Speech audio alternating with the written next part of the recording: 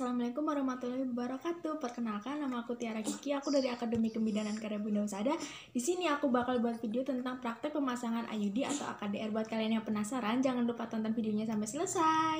Yang pertama, kita harus siapin alatnya dulu. Di sini ada tensian dan stetoskop. Lupa siapin tempat tidur ginekologi sama bak instrumen. Nah, di dalam bak instrumen sendiri, 2 pasang handsun steril, ada kain steril, ada spekulum, steril, sonde uterus, ada tenakulum, tampon tang, ting. Lupa siapin IUD cover-T-nya, kom steril berisi kapas DTT, korentang, ada kom berisi cairan betadin, ada bengkok, ada larutan klorin 0,5%, ada lampu sorot, ada sabun, dan handuk tangan. Selamat pagi Ibu, perkenalkan nama saya Bidan Tiara. Dengan Ibu siapa? Oh, dengan Ibu Diana. Baik Ibu Diana, ada yang bisa saya bantu? Oh, Ibu ingin menggunakan KB IUD. Baik, Ibu sebelumnya udah tahu belum apa kegunaan, apa kelebihan dan kekurangan dari KB IUD itu sendiri? Belum ya Bu ya? Nah iya, baik. Nanti saya bantu jelaskan ya Ibu. Ibu di sini saya bantu jelaskan mengenai cara kerja dulu ya Bu ya. Untuk cara kerjanya sebenarnya sama seperti KB-KB yang lain, yaitu mengentalkan lendir serviks, mengurangi transportasi sperma, menghalangi jalannya reproduksi. Cuma yang beda di sini adalah mengubah garis endometrial sendiri Bu. Nah, untuk kelebihan dari IUD sendiri itu sangat banyak ya Bu ya. Yang pertama itu efektivitasnya sangat tinggi, jadi jarang terjadi kegagalan. Kemudian yang kedua juga segera efektif dan juga efek sampingnya lebih sedikit dari KB-KB yang lain. Kemudian ini adalah KB dengan metode jangka panjang yaitu 10 tahun ya Bu ya. Jadi Ibu tidak perlu ke klinik jika tidak ada keluhan selama 10 tahun itu. Kemudian untuk keterbatasannya sendiri itu juga ada ya Bu ya. Pasti semua KB juga memiliki keterbatasannya. Nah, yang pertama itu perlu dilakukannya pemeriksaan ginekologi yang meningkatkan jumlah perdarahan ketika haid. Kemudian juga tidak mencegah terjadinya kehamilan ektopik. Jadi kejadian kehamilan ektopik itu juga lebih tinggi Ibu kalau memakai KB. Itu sampai sini apakah masih ada yang ingin ditanyakan? Tidak, apakah sudah paham? Sudah. Bagaimana? Apakah Ibu benar-benar ingin menggunakan KB IUD? Oh baik, kalau Ibu sudah setuju, silakan tanda tangan di bawah ini, dan Bapak juga ya Pak ya di sebelah sini, kemudian Bapaknya di sebelah sini. Ini untuk menandakan bahwa Ibu telah setuju untuk dilakukan pemasangan KB IUD sendiri.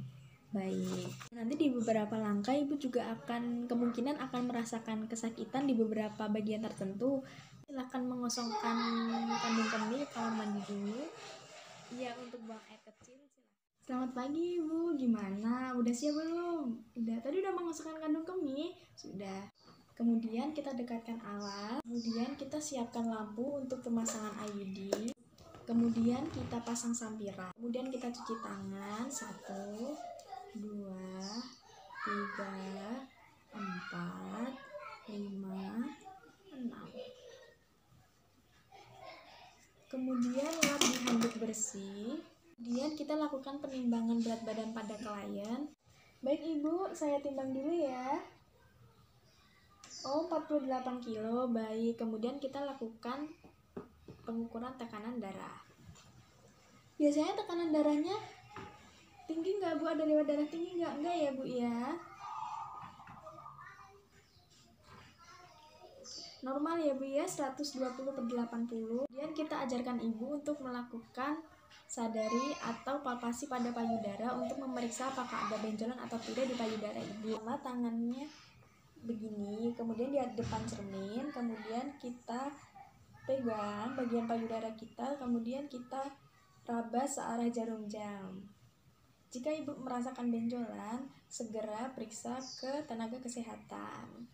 Jika tidak, berarti tandanya payudara Ibu normal.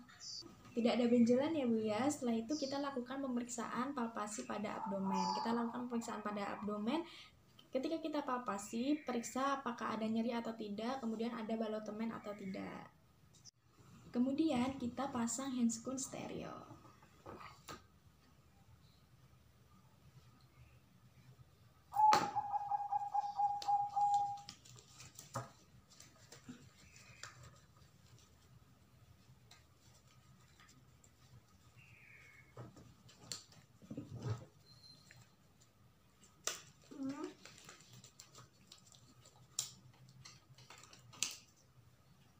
Setelah itu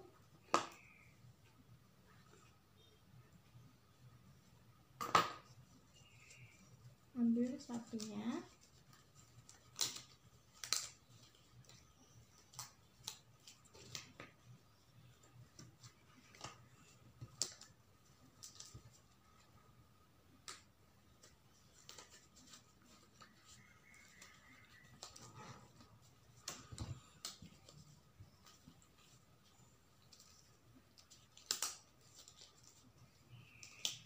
Nah, kemudian kita posisikan pasien secara litotomi. Maaf ya Bu ya, kakinya ya seperti ini ya Bu ya. Kita masukkan kapas DTT ke dalam air DTT, kemudian kita peras. Setelah itu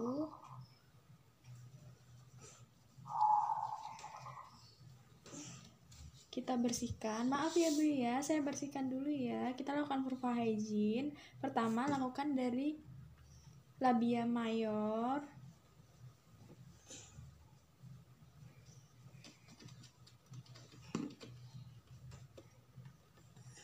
kemudian labia minor terjauh, kemudian labia minor terdekat, kemudian dari vestibulum ke perineum, kemudian dari perineum ke anus. Maaf ya Bu ya, kemudian kita periksa apakah ada pembengkakan kelenjar Bartholin dan ulkus. Kemudian setelah kita periksa tidak ada pembengkakan kelenjar Bartholin, tidak ada masukkan speculum vagina. Maaf ya Bu ya, sedikit sakit, tarik nafas Ibu. Baik. Setelah itu kita inspeksi apakah ada kelainan, apakah ada keputihan atau tidak. Kemudian kita inspeksi bagian serviks dan uterus. Setelah selesai kita keluarkan spekulum secara perlahan. Maaf ya Bu ya, tarik nafas Ibu. Baik. Kemudian kita letakkan spekulum ke tempat semula. Setelah itu kita lakukan pemeriksaan bimanual, yaitu masukkan tangan secara perlahan. Ibu tarik nafas ya Bu ya. Kemudian kita periksa apakah gerakan serviks bebas. Dan kita tentukan besar dan posisi uterus. Kemudian kita periksa apakah ada kehamilan atau tidak. Kemudian kita juga periksa apakah ada infeksi atau tidak. Jika setelah dilakukan pemeriksaan kita keluarkan tangan secara perlahan. Ibu tarik nafas ya Bu ya. Kemudian kita cuci tangan di larutan klorin, kemudian kita lepaskan handscoon secara terbalik. Setelah itu kita buka kemasan IUD. Kemudian kita masukkan batang IUD ke dalam IUD-nya dengan teknik tanpa sentuh.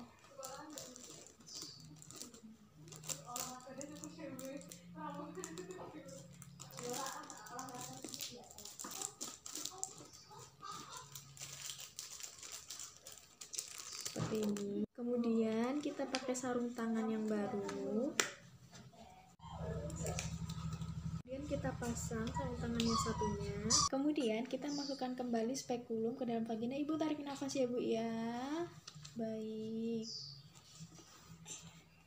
Tahan ya Bu. Gak sakit kan Bu? Setelah itu kita berikan antiseptik ke dalam vagina. Maaf ya Bu ya, saya bersihkan dulu. Saya beri betadine ya Bu ya, biar nggak terlalu sakit. 2 kali atau lebih. Kemudian kita pasang tenakulum secara vertikal, secara hati-hati, dan jepit di jam 2 atau jam 10. Dan pastikan hanya pada satu sisi saja untuk mengurangi rasa sakit. Kemudian kita masukkan sonde uterus dengan teknik no touch tanpa menyentuh bibir dan dinding vagina. Kemudian kita tentukan posisi dan kedalaman dari rongga uterus. Kemudian kita keluarkan sonde uterus secara berhati-hati. Setelah itu, ukur kedalaman rongga uterus pada tabung inserter yang masih berada dalam kemasan sterilnya dengan menggeser leher biru pada tabung. Setelah itu, buka seluruh plastik penutup kemasan, kemudian keluarkan inserter dari tempat kemasan, jangan sampai pendorongnya terdorong. Dan masukkan tabung inverter hati-hati ke dalam kavum uteri. Setelah itu, pegang leher biru ke dalam posisi horizontal sejajar dengan IUD. Setelah itu, lepaskan lengan IUD menggunakan teknik menarik. Tarik keluar pendorong. Tarik keluar pendorong.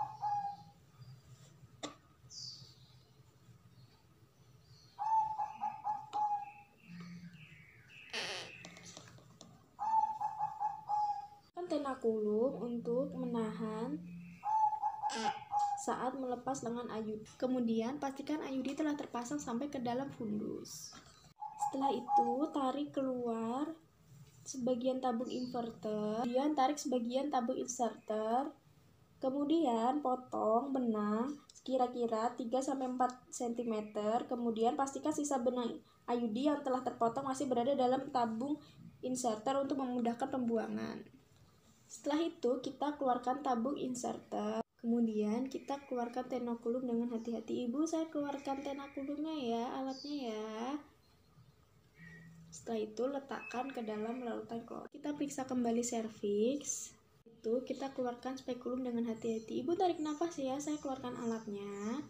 Baik. Kemudian kita letakkan spekulum ke dalam larutan klorin. Setelah itu kita buang bahan habis pakai yang terkontaminasi. Kita rendam seluruh peralatan yang terkontaminasi ke dalam larutan klorin 0,5%. Kita cuci tangan di dalam larutan klorin 0,5%. Setelah itu kita lepaskan sarung tangan ke dalam larutan klorin terbalik. Kita lengkapi rekam medis.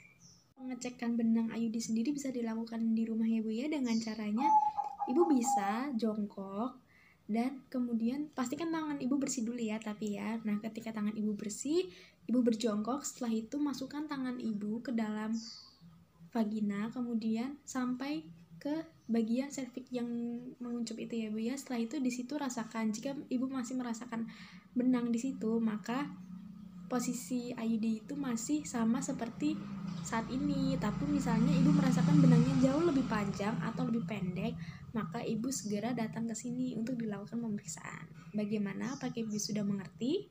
Baik. Menunggu di sini selama 15-30 menit ya Bu ya. Bisa datang kapan aja ke sini kalau emang Ibu merasa membutuhkan konsultasi atau merasakan adanya perubahan pada benang ayudi seperti yang saya katakan tadi ya Bu ya.